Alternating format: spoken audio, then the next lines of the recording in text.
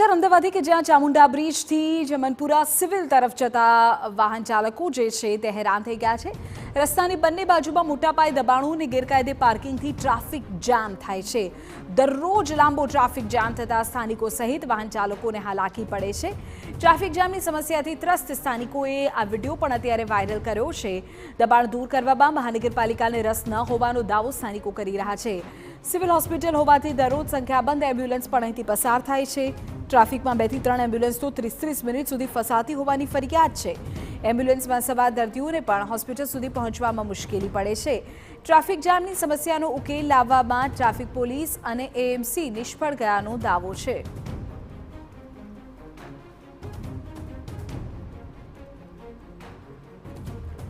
તો સિવિલ હોસ્પિટલમાં ઇમરજન્સી માટે જતા દર્દીઓ માટે ચામુંડા બ્રિજ અને જમનપુરાથી દર્દીને લઈ જવા માટે ખૂબ જ મુશ્કેલીનો સામનો કરવો પડે છે, કારણ કે રસ્તાની બંને બાજુ દબાણ હોવાથી ટ્રાફિક જામ સર્જાય છે। વાહન ચાલકો સહિત એમ્બ્યુલન્સને પણ હોસ્પિટલ પહોંચવામાં 30 મિનિટ સુધીનો સમય લાગી જાય છે। જિગ્નેશ પટેલ અમારા સંવાદદાતા વધુ વિગતો આપી રહ્યા છે। જિગ્નેશ, હોસ્પિટલની નજીકના વિસ્તારોમાં આ પ્રકારની સ્થિતિ છે, વાહનો અટવાય છે, દર્દીઓને રાહ જોવી પડે છે ટ્રાફિકના કારણે। વિધિ 1 મહિનાથી આ પ્રકારની હાલત છે। ટ્રાફિક પોલીસની કામગીરી પર શંકા ઊભી થઈ રહી છે, કારણ કે સ્થાનિકો દરરોજ આ પ્રકારનું ચિત્ર જોઈ રહ્યા છે, પરંતુ તેમ છતાં ટ્રાફિક પોલીસ અને કોર્પોરેશનના પેટનું પાણી શા માટે નથી હલતું તે સૌથી મોટો પ્રશ્ન છે। સાથે જ લગ્ન સિઝન છે અને આ ચમનપુરા વિસ્તારમાં બેન્ડ વાજા અને મ્યુઝિક સિસ્ટમનો વેપાર કરતા અનેક વ્યક્તિઓ છે કે જેમના વાહનો આ માર્ગ પર પાર્ક કરેલા હોય છે અને જેના કારણે રસ્તા પર ચક્કાજામ થતો જોવા મળે છે। 1-2 નહીં, પરંતુ અનેક એમ્બ્યુલન્સ અવારનવાર આ ટ્રાફિક જામમાં ફસાય છે, કારણ કે એશિયાની સૌથી મોટી ગણાતી સિવિલ હોસ્પિટલ જવાનો આ મુખ્ય માર્ગ છે, જે માર્ગ પરથી 108 કે કોઈ પણ ખાનગી એમ્બ્યુલન્સ છે ત્યાંથી પસાર થવું પડતું હોય છે।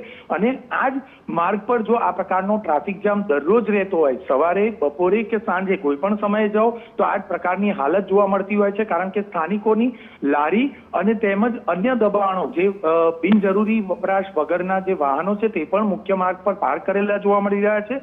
અને આ જ વાહનો અને દબાણોના કારણે સ્થાનિકો પરેશાન છે, વાહન ચાલકો પરેશાન છે, પરંતુ તેમ છતાં શહેરભરમાં અનેક જંકશન પર 5-5, 6-6 જેટલા પોલીસ કર્મીઓ જે કામગીરીનો દેખાડો કરે છે, તે જ પોલીસ કર્મીઓ આખરે આ વિસ્તારમાં શા માટે કામ નથી કરતા, શા માટે પોતાની ફરજ પોતાના પોઈન્ટ પર નથી નિભાવતા, તે સૌથી મોટો પ્રશ્ન છે। આ ઉપરાંત જોઈએ કોર્પોરેશનને પણ આખા શહેરમાં નાની મોટી લારી ખસેડી અને જે ફોટા પડાવતા હોય અને મોકલતા હોય છે, તે જે કોર્પોરેશનના એસ્ટેટ વિભાગના અધિકારીઓ છે શા માટે આ વિસ્તારમાં કામ નથી કરતા તે પણ સૌથી મોટો પ્રશ્ન છે, કારણ કે સ્થાનિકોની એવી પણ ફરિયાદ છે, એવી પણ માહિતી છે કે કોર્પોરેશનના અધિકારીઓને આ વિસ્તારમાં જતા પણ ડર લાગી રહ્યો છે, તેઓ એટલા માટે દબાણ હટાવતા નથી, તે પ્રકારની પણ વાતો બહાર આવી રહી છે।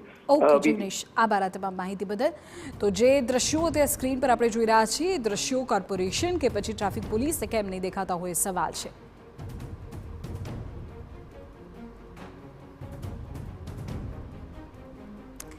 અમે આપને બંને દ્રશ્ય બતાવી રહ્યા છે। સવાર અને રાતની સ્થિતિ આપ જુઓ કે કયા પ્રકારની સર્જાય છે। કતાર બંધ વાહનો આપ જોઈ શકો છો।